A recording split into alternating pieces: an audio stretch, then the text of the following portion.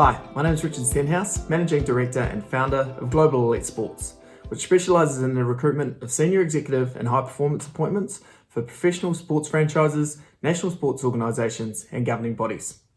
With nearly a decade's worth of international search experience, I've developed a strong understanding of what makes a good candidate application stand out versus another.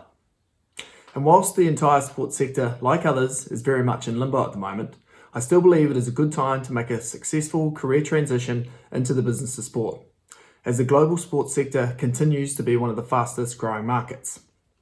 It is definitely an uncertain time for everyone right now. However, nothing lasts forever but the certainty of change. The sports sector, like others, will bounce back, and I believe the last couple of months spent without sport have only highlighted the important role that sport at all levels holds within our society and within our communities. The objective of this presentation is to provide you with some suggestions of things that you can do over the coming weeks to better prepare yourself and ensure that you're well positioned to take advantage of future employment opportunities when they inevitably arise. So the first thing I want to talk to you about is LinkedIn and why it is important to have a presence on there, as well as providing some tips to help make your LinkedIn profile work for you to attract inbound opportunities. Your LinkedIn profile is essentially your professional shop window and an opportunity to build your professional brand, contacts and relevant industry networks. It is also the first place that employers and recruitment consultants will look post receiving and reviewing your application. As we all know, first impressions count, and therefore it is important that you're presented in a professional manner that is the best representation of you. It is important to ensure that your profile picture is professional, clear and has good lighting. On average, people with a photo get 9 times more connection requests, 21 times more page views, and 36 times more messages. Review your profile regularly to ensure that the content is up to date, job titles and dates are correct, include summaries of past positions, which highlight your key responsibilities and achievements. Bullet points are generally not recommended, so try to use short summarising sentences to keep it concise and easy to read. From a networking perspective and a platform to build your professional contact base, LinkedIn is excellent. The platform hosts more than 600 million professional profiles, which means nearly an unlimited supply of networking connections and contacts. LinkedIn is also a great source for searching job opportunities based on keywords and location, as well as the ability to register for job alerts by following your favourite companies. There's also the ability to add links to videos, photos, qualifications, certificates, and past presentations in the featured section of your profile to help promote and showcase past achievements and build your brand.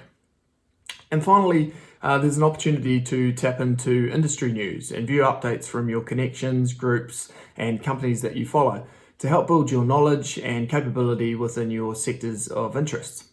This is also a great time right now to review and update your resume if you haven't done so for a while. So on average, around 70% of applications are rejected in the first screening. And sometimes managers will actually look for reasons such as spelling mistakes or poor grammar for rejecting candidates as a filter to manage high volumes of applications. So it's therefore really important to ensure that your resume is accurate and the best possible representation of your professional profile. So what makes a good resume? In my opinion, I believe it should be around 2 to 3 pages max. The average time an employer reads a resume is 6 seconds. So you need to ensure that your resume is clear, concise, and easy to follow for the reader. Include a brief profile summary at the top of your resume, around 4 to 5 lines max, which highlights your key responsibilities and past achievements. List specific numbers and details in this area. Try not to be generic.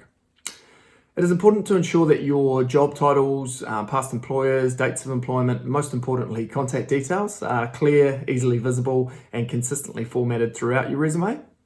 Also believe it's a good idea to include 1 to 2 lines about the previous employers that you've worked for. I find that most resumes don't include this, which leaves the reader having to research the company themselves or potentially make assumptions about the company and industry they belong to. And we all know what they say about assumptions.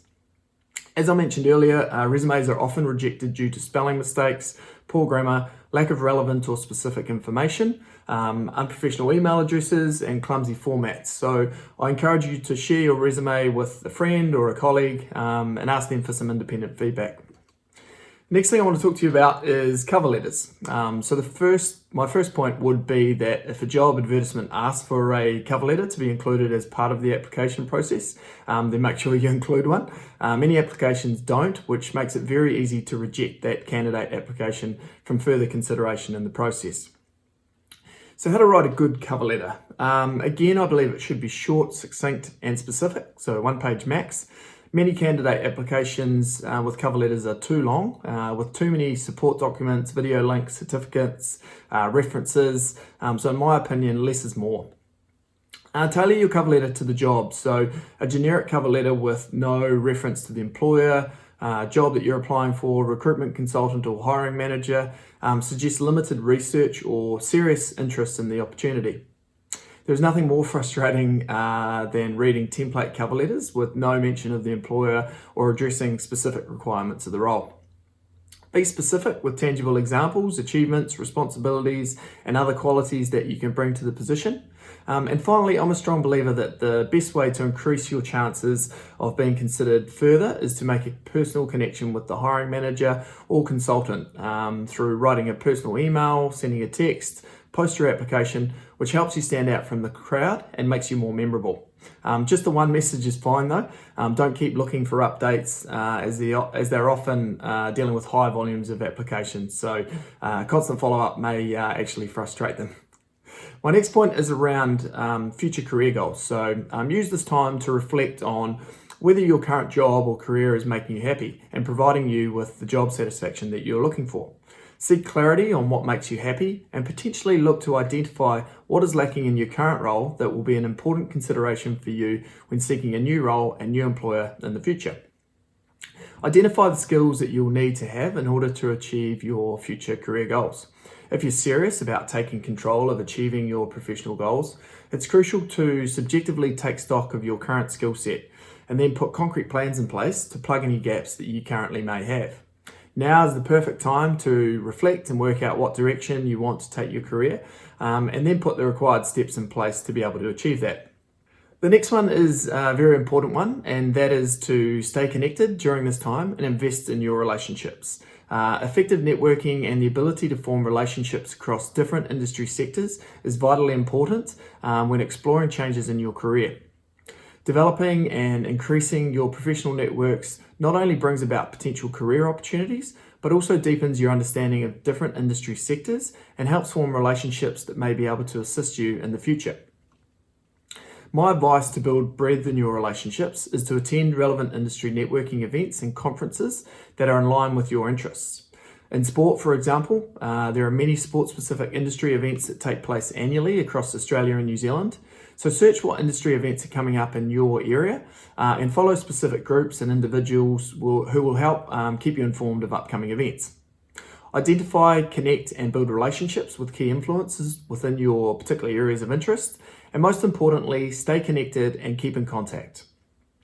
These strategies work because they all involve direct contact with people and employers, which is why networking is so successful.